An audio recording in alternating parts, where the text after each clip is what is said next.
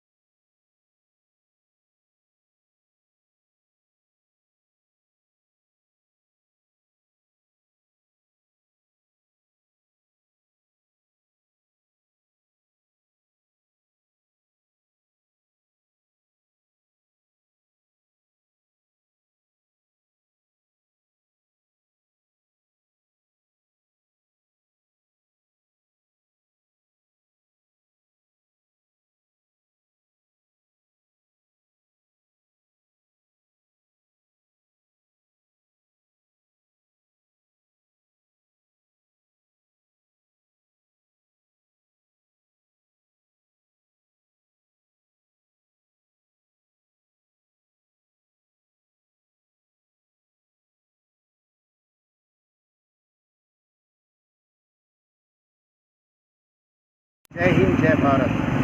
आज हमारे गांधी जी का 150वां जन्मदिन है। उस पर हम लोग यहाँ पर इकट्ठा हुए हैं और जो है ना गांधी जी को फूलों से सम्मान करें। और जो है ना ये हिंदुस्तान में जो करप्शन चल रहा है, वो करप्शन को हटाना है हमारे को। गांधी जी के सिद्धांतों पे चलना है हमारे को। गांधी जी के रास्ते पे चलना है हमारे को। गांधी जी जो बताए अपने को, जो रास्ते बताए हैं, वो रास्ते पे चलना है। और हर एक जने मिलजुल के रहना है। हिंदू, मुसलमान, क्रिश्चियन, सब सिख, सब जने मिल के इस देश को एक बेहतरीन देश बनाने का है, एक अच्छा देश बनाने का है अपने को। तो उसके लिए अपने को मेहनत करना है यहाँ पर, और इंशाअल्लाह और हम मेहनत करेंगे इस पर। और अखिल भारतीय परिवार पार्टी से मैं मोहम्मद सलीमुद्दीन। जय हिंद, जय भारत अंడి। అందరికీ గాంధీ జయంతి పురస్కారం సందర్భంగా అందరికీ గాంధీ జయంతి శుభాకాంక్షలు।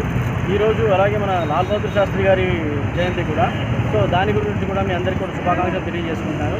ముఖ్యంగా ఈరోజు ఇక్కడికి వచ్చి గాంధీ గారికి పూలమాలలు వేయడంలో కారణం, ఈరోజు మన దేశంలో అస్థిరత్వంగా నడుస్తున్న చాలా వరకు కూడా ఉన్నటువంటి ఈ విధి విధానాలు ఉన్నాయి చూశారు। అటు గ్రామ స్వరాజ్యం వైపు కానీ, ఇటు పేదలకు సరిగా అందించాల్సినటువంటి ఈ స్కీమ్స్ కానీ అవి కూడా ఏవి కూడా సరిగ్గా రావట్లేదు। సో ఈ తర్వాత ఈ మొన్నటి వరకు మన రైతులందరూ కూడా ఎంతో సంఘటన చేశారు। దాని గురించి కూడా కేంద్ర ప్రభుత్వం ఎక్కడ పట్టించుకోవట్లేదు। ఇవన్నీ కూడా చూస్తూ ఉంటే మనం గాంధీ గారి విచారధార నుంచి చాలా దూరంగా వెళ్ళిపోతున్నట్టుగా అనిపిస్తాను।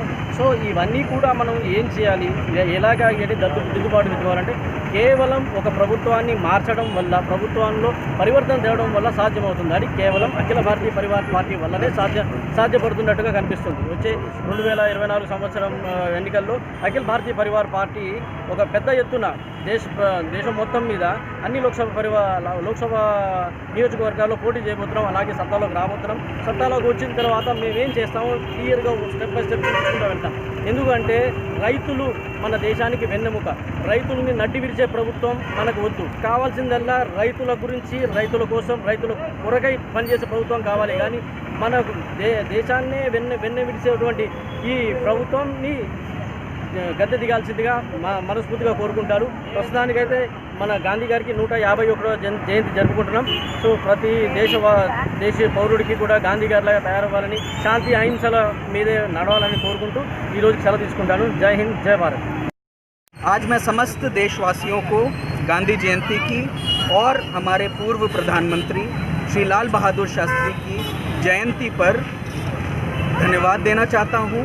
उनको इस बात की याद दिलाना चाहता हूँ कि जिन सिद्धांतों पर महात्मा गांधी ने इस देश के लिए अपने जीवन को समर्पित किया, उन्हीं मार्गों को, उन्हीं जो बातें हैं उनको मानने के लिए, उन बातों पर चलने के लिए आज मैं आपसे निवेदन करता हूं कि आइए हम जो गांधी जी की जो जीवन की जो बातें थीं, जिसमें उन्होंने सादा जीवन की बात करी है, जिसमें उन्होंने देश को सर्वोपरि रखने की बात करी है, जिसमें उन्होंने हमको अपने जीवन को